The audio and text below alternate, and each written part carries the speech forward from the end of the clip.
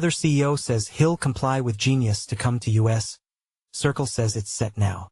Paolo Ardoino, Tether's chief, said his firm will come to the U.S., is chasing high-level auditing and will adjust reserves. But Jeremy Allaire said Circle is already compliant. In the minutes after President Donald Trump signed a bill that joins the crypto world stablecoins to the U.S. financial system, two of the chief stablecoin architects made the case in the Washington summer heat outside the White House that their companies are ready to embrace the new law. Before he'd signed the Guiding and Establishing National Innovation for U.S. Stablecoins, Genius, Act into law after it swept through both chambers of Congress with major bipartisan votes. Trump basked in cheers and thanked several industry leaders in the East Room audience, including Tether CEO Paulo Ardoino, Circle CEO Jeremy Allaire, and Coinbase CEO Brian Armstrong. Outside, the executives talked about next steps. Ardoino amplified his plans for moving some of his global business into the U.S., where he said the focus will be on institutional users for a new token. But he added that he also intends to have Tether's stablecoin powerhouse USDT comply with the Genius Act as a foreign issuer. That'll mean a new auditing regime and changes to the vast reserves the company already maintains, which he says will require an adjustment, but noted, with a smile, that his company made $13 billion in profits last year and will be able to manage it. Tether will comply with the Genius Act, he said, adding that the company will get to work now meeting the foreign issuer standards. He said Tether has 3 years to work on getting into the U.S., and the company intends to manage 2 different versions of its stablecoins domestically, a jurisdiction it currently steers clear of. The U.S.-centric coin, a second flavor of Tether that hasn't yet been hatched, is envisioned as serving a very different purpose. Institutions are used to super-efficient markets, and they will count the single basis point. And so, for that reason, we need to build something that is proper for this new market, he told CoinDesk in the interview. The product built for those institutions will focus on payments and high efficiency. For Circle, a public company based in the U.S., CEO Allaire said that the Genius Act really enshrines into law Circle's way of doing business. We have always been trusted, transparent. We've been publicly audited for 5 years, he said.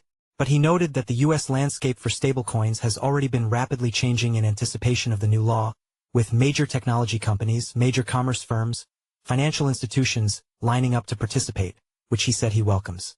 Once you have that federal law, it really is a green light to all these types of institutions to know that they can depend on this technology, build on this technology, integrate it into how they store and move money into other innovations that can be done with smart contracts and programmabilities, Allaire said.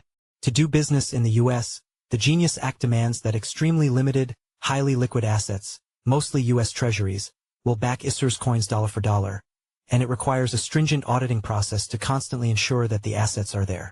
Tether's Ardoino said his company's new chief financial officer, Simon McWilliams, started to work to land a Big Four audit firm, one of the global leaders in financial auditing, which has only been a possibility because of the recent support from the Trump administration. His company has a special relationship with the administration, too, in which the former CEO of Tether's chief U.S. reserves manager, Cantor Fitzgerald, is Trump's Secretary of Commerce, Howard Lutnick.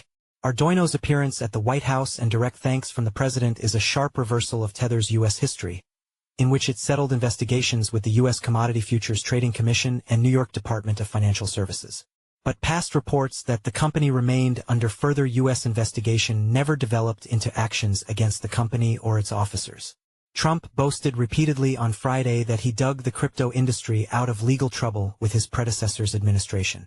A company that's developed into a lobbying and political giant in Washington in a short period, Coinbase, was represented in Trump's front row at the White House event, and CEO Brian Armstrong called the new law the beginning of a big financial revolution in the U.S. Armstrong has spent a lot of time and effort, though, on the next major legislation pursued by the industry, a bill that sets regulations for crypto markets in the U.S. One down, one to go, he said. We've got to get the market structure bill through as well. 7% of crypto market cap is stablecoins, so that's a very important first step. The other 93% is going to be addressed by that market structure bill. In the minutes before passing the Genius Act, the House of Representatives also voted 294 to 134 to send its market structure legislation, known as the Digital Asset Market Clarity Act, to the Senate with a resounding bipartisan result. Armstrong's company has been one of the primary backers of Political Action Committee Fairshake, a towering super PAC that spent incredible amounts of money congressional races, supporting candidates who commit to pro-crypto legislation.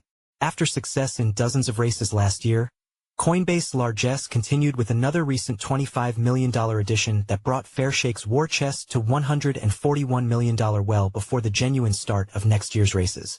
We feel like it's important to stand up for our customers' rights, and the job's not done yet, he said. Even after the market structure bill, he said, I'm sure there'll be other things that come up in the future. Armstrong said that Trump's chief crypto advisor, David Sachs, has assured the industry that he's serious about a recently discussed deadline for the next congressional effort, September 30th. For his part, President Trump talked about the Genius Act as if he'd already accomplished the monumental task of lifting U.S. crypto into place to modernize the financial system. Under this bill, the entire ancient system will be eligible for a 21st century upgrade, using the state-of-the-art crypto technology, the president said before sitting at a table to sign the bill, mobbed by Republican lawmakers and crypto executives. Tomorrow is a new day, a new era, Ardoino said after the event.